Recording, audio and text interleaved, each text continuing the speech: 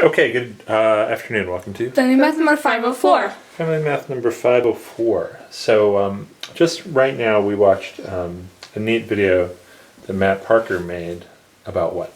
About the fourth dimension and some higher dimensions. Okay, what was he talking about dimension. specifically? He said he was talking about the polyhedra in different dimensions. He started with the two-dimensional regular polygons. Okay, and how many of those were there? There were infinitely many. Okay. Because you can just take as many sides as you want and just put them together in a regular way. All right. And then he talked about the three-dimensional polyhedra. Okay. There were 5 of those. The tetrahedron, the cube, the octahedron, the dodecahedron, and the icosahedron. Okay. So then he talked about four-dimensional polytopes, I think they're No, called. polycharons.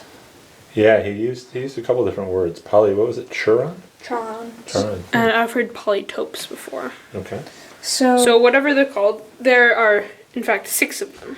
Okay. There's this is the hyper- 6 cell or the hypertetrahedron. Okay. It's the equivalent. It's not a 6 cell. It's a 4-cell? 5 5-cell. Which one is it? 5 cell, I think. 5 cell. Yeah. And then this is our hypercube, or And one the- representation of it. All right. And Cube this. too. Okay. So that's the Then 8-cell. we didn't print our hyper octahedron.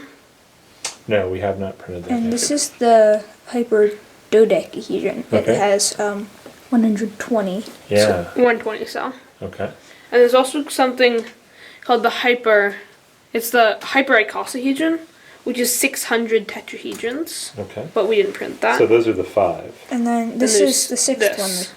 It's kind of the 4-dimensional equivalent of the rhombic dodecahedron, and it's a platonic solid in 4th dimensions. It's the 24 octahedron.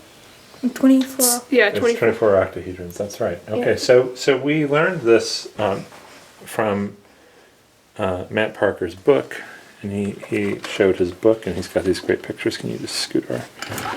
So he's got these great pictures of different ways to represent these shapes, and we have, with the help of Henry Segerman's book, which I didn't plan on this, but I just happen to have it right here, which is lucky. Henry Segerman's book, Visualizing Math with 3D Printing. We have printed a couple of these and then purchased a couple as well. So we're going to talk about those next. Okay, even though you've talked about them a little bit so far, let's talk about some of the ones that we have individually. Alright.